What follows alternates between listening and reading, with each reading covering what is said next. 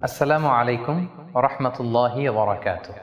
Floor প্রাইসটা আমাদের permanently ban করা উচিত এবং ওই কনসেপ্ট থেকে চলে আসা উচিত যে হ্যাঁ, স্টকের প্রাইস দাম কমলেই আমি ফ্লোর প্রাইস দিয়ে দিব এবং আমরা বেঁচে গেলাম।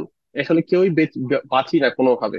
যারা মার্জিনাল শেয়ার কিনে তাদের মার্জিন ইন্টারেস্ট একটু হতেই থাকে, এবং প্রাতিষ্ঠানিক বিনিয়োগকারীদের জন্য এটা একটা বিশাল বড় সমস্যা।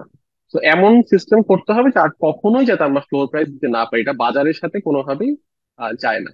আমরা আশা করব যে কোনো ধরনের এন্টাই কম্পিটিটিভ মার্কেট পলিসি যেন বিসেক থেকে, নতুন বিসেক থেকে না নেওয়া হয়। কারণ যে ধরনের প্রো প্রাইজের ডিসিশন, 3%, 2%, নানা সময়ে যে ধরনের লোয়ার লিমিট ইম্পোজ করার ঘটনা আমরা দেখেছি সময় সময়, সেই জিনিসগুলো আমরা আশা করব সামনে ইম্পোজ করবে না। আমি বিসেকের উদ্দেশ্যে আমি যেটা মূলত এক্সপেক্ট করব যে তারা যেন নীতি নির্ধারণী জিনিসগুলো আগের মতো করে, আমার মনে হয় না সেটা আগের মতো করে আর হবেও, আমার অতটুকু এক্সপেকটেশন তাদের কাছে আছে যে চট করে একটা ফ্লোর প্রাইস দিয়ে দিলাম এবং সেই ফ্লোর প্রাইসটা কতদিন থাকবে সেটার কোনো ঘোষণা নেই। আমি নিজের ইচ্ছে মতো, খেয়াল খুশি মতোই সেই ফ্লোর প্রাইস তুলে দিলাম। আজকে মনে হলো 5% করে ডাউন সাইডে ফ্লোর প্রাইস দিয়ে দিলাম, সার্কিট ব্রেকার আপ সাইডে কমিয়ে দিলাম।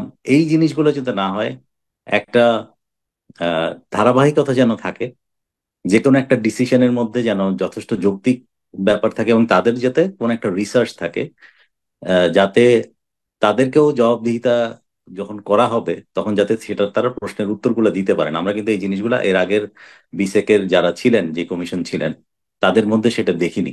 ওভারঅল এই মার্কেটের যে সিচুয়েশন, সেই সিচুয়েশনে আমরা আসলে যেটা চাই, কমন কিছু আছে, আপনার সবার চাওয়া আছে যে যেমন ফ্লোর না দেওয়া, তারপর সার্কিট কি করে না দেওয়া, লোয়ার সার্কিট আপার সার্কিট এগুলি না দেওয়া,